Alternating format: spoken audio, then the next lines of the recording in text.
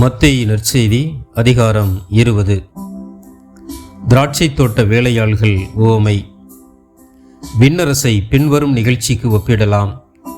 நிலக்கிழார் ஒருவர் தம் வேலையாள்களை வேலைக்கு அமர்த்த விடியற்காலையில் வெளியே சென்றார்.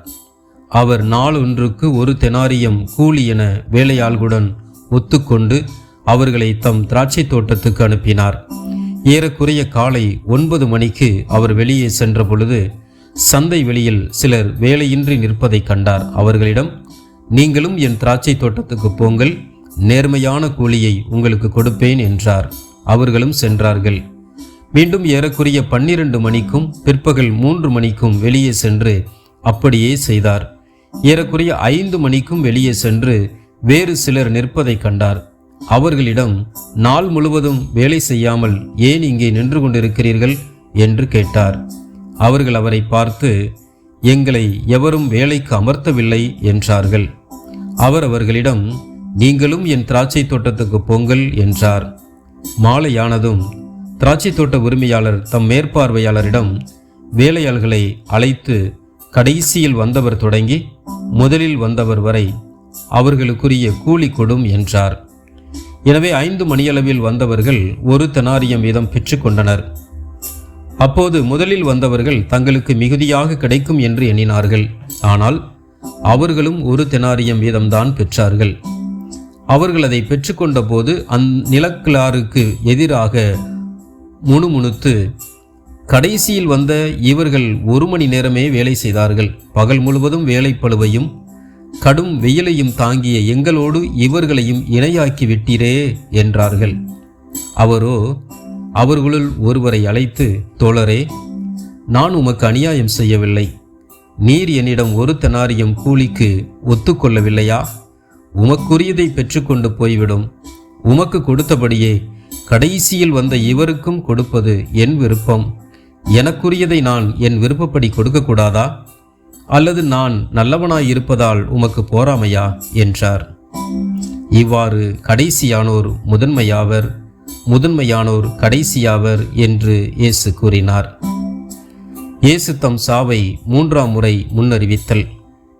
இயேசு எருசலேமை நோக்கி செல்லும் வழியில் 12 சீடரையும் தனியே அழைத்து, இப்பொழுது நாம் எருசலேமுக்கு செல்கிறோம். மானிட மகன் தலைமை குருக்களிடமும் மறைநூல் அறிஞர்களிடமும் ஒப்புவிக்கப்படுவார். அவர்கள் அவருக்கு மரண தண்டனை விதிப்பார்கள். அவர்கள் அவரை ஏளனம் செய்து சாட்டையால் அடித்து சிலுவையில் அறையும்படி பிற இனத்தவரிடம் ஒப்புவிப்பார்கள். ஆனால் அவர் 3ஆம் நாள் உயிருடன் எழுப்பப்படுவார் என்று அவர்களிடம் கூறினார். செபதேயுவின் மக்கள் சார்பில் வேண்டுகோள். பின்பு செபதேயுவின் மனைவி தம் மக்களோடு ஒரு வேண்டுகோள் விடுக்குமாறு இயேசுவிடம் வந்து பணிந்து நின்றார். உமக்கு என்ன வேண்டும் என்று இயேசு அவரிடம் கேட்டார். அவர், நீர் ஆட்சி புரியும் போது என் மக்களாகிய இவர்கள் இருவருள் ஒருவன் உமது அரியணையின் வலப்புறமும் இன்னொருவன் இடப்புறமும் அமரச் செய்யும் என்று வேண்டினார். அதற்கு இயேசு, நீங்கள் என்ன கேட்கிறீர்கள் என உங்களுக்கு தெரியவில்லை. நான் குடிக்கப் போகும் துன்பக் கிண்ணத்தில் உங்களால் குடிக்க இயலுமா என்று கேட்டார். அவர்கள், எங்களால் இயலும் என்றார்கள். அவர் அவர்களை நோக்கி, ஆம், என் கிண்ணத்தில் நீங்கள் குடிப்பீர்கள். ஆனால் என் வலப்புறத்திலும் இடப்புறத்திலும் அமரும்படி அருளுவதோ எனது செயல் அல்ல.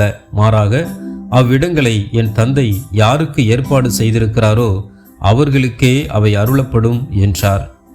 இதை கேட்டுக்கொண்டிருந்த 10 பேரும் அச்சகோதரர் 2 மீதும் கோபம் கொண்டனர். இயேசு அவர்களை வரவழைத்து, பிற இனத்தவரின் தலைவர்கள் மக்களை அடக்கி ஆளுகிறார்கள். உயர்குடி மக்கள் அவர்கள் மீது தங்கள் அதிகாரத்தை காட்டுகிறார்கள். இதை நீங்கள் அறிவீர்கள். உங்களிடையே அப்படி இருக்கக்கூடாது. உங்களுள் பெரியவராக இருக்க விரும்புகிறவர் உங்கள் தொண்டராயிருக்கட்டும். உங்களுள் முதன்மையானவராக இருக்க விரும்புகிறவர் உங்களுக்கு பணியாளராக இருக்கட்டும். இவ்வாறே மானிட மகனும் தொண்டு ஏற்பதற்கு அல்ல, தொண்டு ஆற்றுவதற்கும் பலருடைய மீட்புக்கு ஈடாக தம் உயிரை கொடுப்பதற்கும் வந்தார் என்று கூறினார். பார்வையற்றோர் 2 பார்வை பெறுதல். அவர்கள் எரிகோவை விட்டு வெளியே சென்றபோது பெருந்திரளான மக்கள் அவரை பின்தொடர்ந்தனர். அப்பொழுது வழியோரத்தில் உட்கார்ந்திருந்த பார்வையற்றோர் 2 இயேசு அவ்வழியே கடந்து செல்கிறார் என்று கேள்விப்பட்டு, ஆண்டவரே, தாவீதின் மகனே, எங்களுக்கு இரங்கும் என்று கத்தினர். மக்கள் கூட்டத்தினர் அவர்களை பேசாதிருக்குமாறு அதட்டினர். ஆனால் அவர்கள், ஆண்டவரே, தாவீதின் மகனே, எங்களுக்கு இரங்கும் என்று உரக்க கத்தினார்கள்.